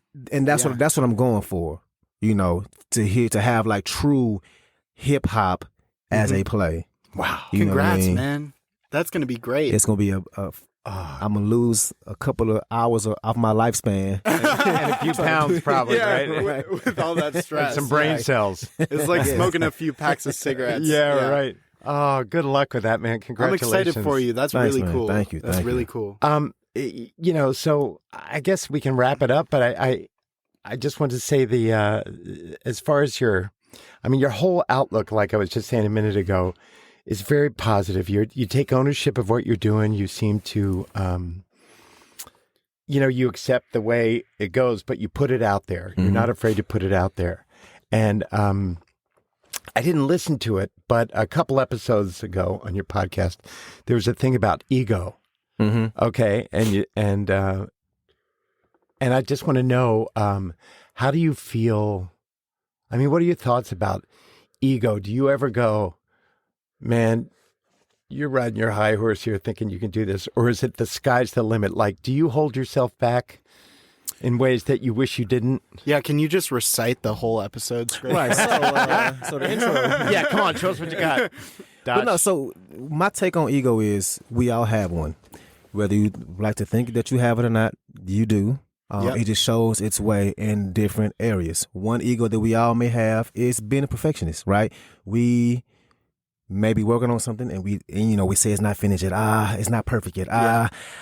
I'm not done with it yet. But it's like your ego is, who the hell are you?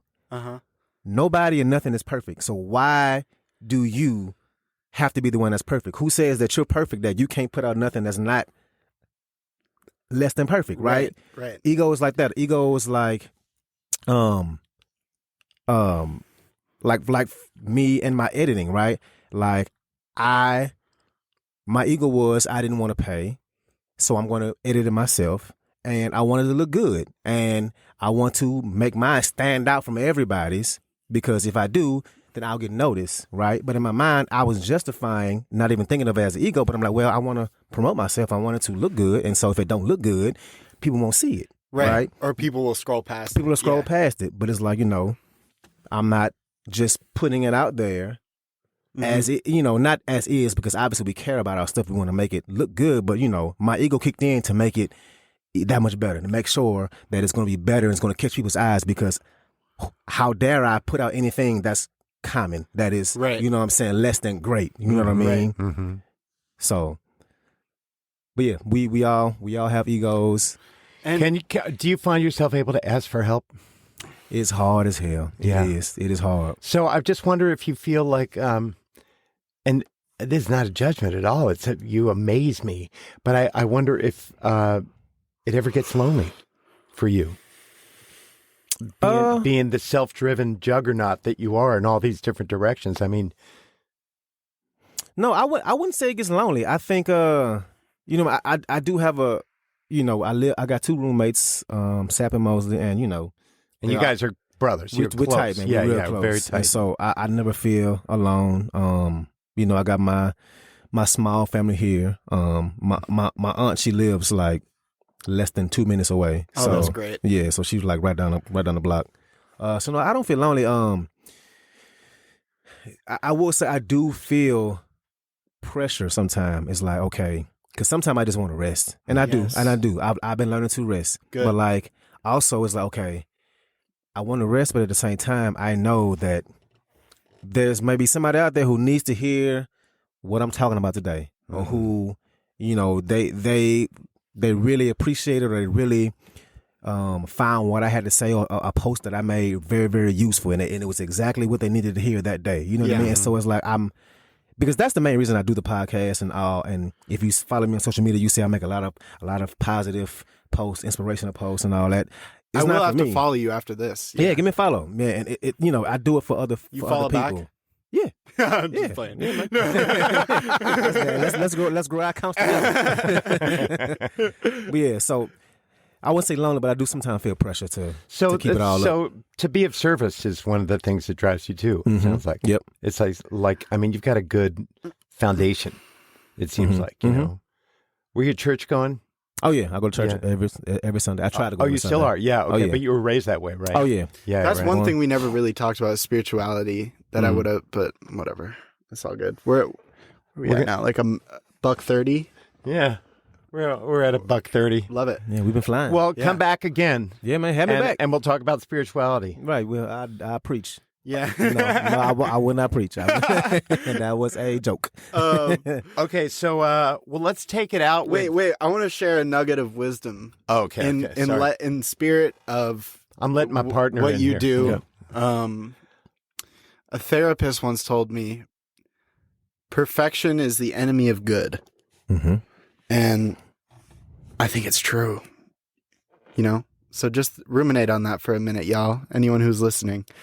Even though perfectionism sometimes can take you to a really good place, if you are, like what Darius was just saying, if you are hell-bent on something being perfect, you're never going to be satisfied. So Right on. that's Yeah. my motivational quote for the day. Milo's starting his own Accurate. podcast. Man, let me not let you listen to my podcast. You might try to take over my clients. The strive for perfectionism to be perfect is okay, because in that journey, You may get to a really, really good place. right? But Yeah. you're going to drive yourself insane if you. Exactly. And you know how anal retentive I am in the Well, kitchen. I picked up your perfectionism as well in a lot of ways. So it's something we grapple you know with. what's surprising to hear from people. Now I'm used to it, but people say, "Man, you're so hard on yourself." Mm-hmm. Does anyone say that to you? Are you hard on Of yourself? course, yes, Yeah, yes. And my one last thing about perfectionism, since we are talking, rule of thumb: if you consider yourself a perfectionism, rule of thumb: 90% done is done. 90% done is done. There you That go. last 10%, more than likely, the only person that will notice it is you. Yep. And 2, the amount of time it takes you to finish that last 10% could be the rest of your life. You may never Yeah. finish it because you want it to be perfect, because it's 10% not perfect. Right. And so you would spend so much time, years. That 10% is the That hardest. 10, and this could be the hardest part anyway. So Yep. 90% is done. That's gospel, right? All right, man. That is a perfect ending. I like it. Thank you so much You for coming perfected on. that ending. Right. Thank you. Well, no, it ain't perfect. It ain't perfect. Okay. All right. It was 90%. It was What we done? maybe 95. Damn it, it wasn't perfect. All right, let's take it out with They Selling Crack. Okay, cool. Okay? Bet. All right, y'all. Thank you so much. And Darius, thank you so much for coming It to was our my little pleasure, neighborhood. man. Yeah. Yeah. For sure. All right. Talk to you soon. Peace out, guys.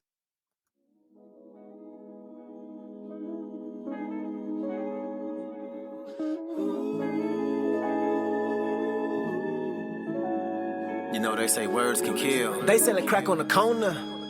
I grew up like this. And if a picture is worth 1,000 of them. They selling crack on the corner. God bless the artist. I grew up like this. Picture me perfect. Fuck what they talking, I'm already perfect. I do it on purpose. Yeah. Call it what you want, I don't got service. She calling too much, just see me in person. Girl, bye. I like my phone dry. I never been thirsty. Ain't seen me in a while. I'm probably working. Going hard for my last name. Trying to make it a brand name. It's Dotch. And I'm lit all summer long. I don't need no ashtray. I don't need no ashtray. But who am I to tell another man how to make his own money? It's getting dark out here. You don't wanna walk out here. Fuck minimum wage, it ain't no jobs out there. No, niggas standing on the corner. Cocaine, marijuana. And life is all about choices. You only get what you born with. And your two shoulders with the weight of a boulder. The crime rate boiling over. My classmates look like soldiers, cause they got them army guns. Your life looking way different, like you was born with glaucoma. Cause you don't see that shit. Nah. If the system fail him, a convicted felon, or the police kill him, what you tell him when he a kid? Who influenced by crack? You can ask my big brother Cab about that. My big brother Ab about that. And these was my role models. And them niggas had that crack. Wanna smoke weed just like them. 13 years old, like yeah, nigga, pass that sack. Break it down, roll it up, smoke it up. First time smoke it, I choke it up. My father was there when growing up, but my happy home was broken up. Mama said, fuck it, we moving out. Yeah, she'd rather be broke as fuck. Try to be the man, not old enough. I give my pop some props. No, he didn't do everything right. Still, he was always in my life. We ain't never have to worry about no lights. When your best friends wanna ball out like globetrotters, they looking up to they role models who selling crack with no problem. That's why whenever your mama said, when that street light come on, your ass better be home, cause they selling crack on the corner. I grew up like this. They selling crack on the corner. I grew up like this. Yeah. They selling crack.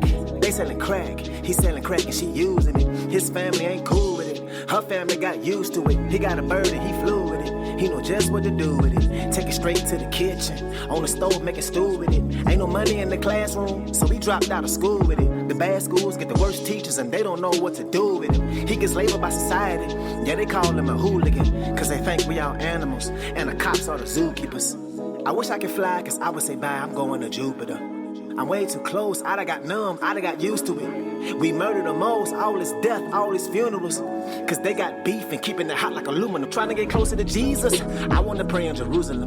I see the devil influence us, I think the devil recruiting us. I'm trying to get closer to Jesus, I wanna pray in Jerusalem. I see the devil influence us, I think the devil recruiting us. I'm trying to get close, I'm trying to get close. I pour some liquor for all my dead ones, let's make a toast. I don't want ice, I don't want coke, I'm trying to get through. I'm here today, but tomorrow I could be a ghost, so let's do the most. My favorite rapper talk about dope, he got them O's. Sometimes I wonder if he know, or if he don't, that the youth is who he influenced the most. Look how they boast, Instagram and Facebook posts, they think it's a joke. I think about when I was a teen, 13 years old. He lived across the street, that was my dog, that was my woe. His big brother was like my brother, he selling dope. His brother was a hood nigga, had a mouth full of gold. His brother got in a fight, showed the hood he ain't no hoe. He won that fight, you fucking right, you better let him know. But they had a revolver, and not a revolving door. And he let that revolver blow, was hard to see him go. He won that fight, but lost his life. We got the call later that night, and my heart hit the floor. I was scared to go to the funeral, mama made me go. Was scared to see him cry, he couldn't keep it dry. I just wanted us to fly, so we could be closer to Jesus.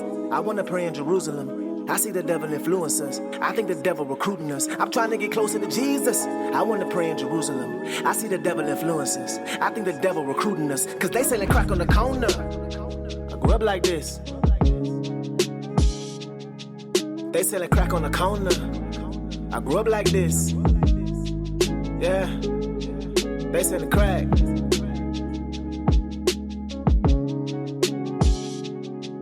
They selling crack.